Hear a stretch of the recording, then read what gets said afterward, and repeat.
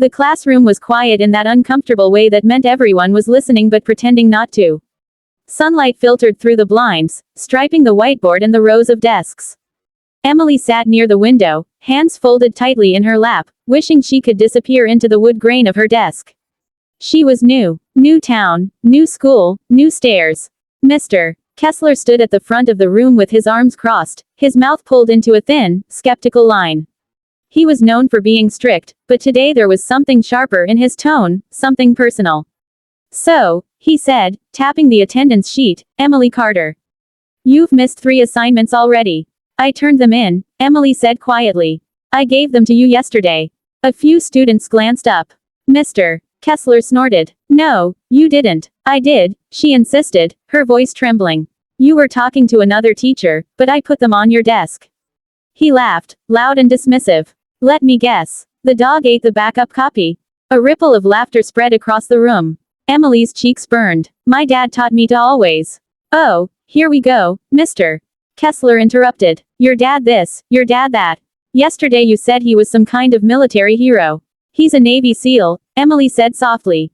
The laughter stopped, for a second, then came back louder. Mr. Kessler shook his head. "Sure he is. And my brother's an astronaut." "He is," Emily said, eyes shining. "He's deployed right now." Mr. Kessler stepped closer to her desk. "Listen carefully. Making up stories for sympathy won't work here. And lying about something like that is disrespectful to people who actually serve." Emily swallowed hard. "I'm not lying." He leaned down, lowering his voice but not enough to avoid being heard. "Then prove it. Or sit there quietly and stop embarrassing yourself." Her hands trembled. She stared at the desk, fighting tears. The room felt too small, too loud, too cruel. That was when the classroom door opened. Everyone turned. The man who stepped inside didn't look like a teacher or a parent volunteering for career day. He was tall, broad-shouldered, wearing plain clothes that somehow still looked official. His posture was straight, his movements controlled. His eyes scanned the room in a single sweep, calm but alert. "Mr. Kessler straightened. Can I help you?" The man smiled politely. "I'm here for Emily Carter." Emily's head snapped up. "Yes, Mr. Kessler said, confused. The man's gaze shifted to Emily, softening instantly. "Hey, Em." Her breath caught. "Dad." The room went dead silent. Mr. Kessler frowned. "I'm sorry, who are you?" The man reached into his jacket and pulled out a folded ID, holding it up just long enough to be unmistakable.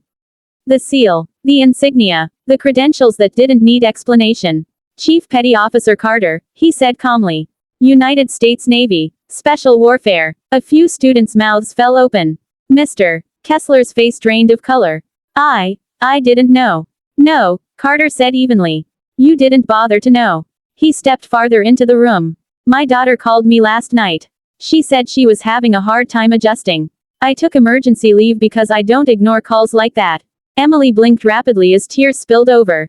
Her father crossed the room and rested a hand on her shoulder, grounding her instantly. Mr. Kessler cleared his throat. "There seems to be a misunderstanding.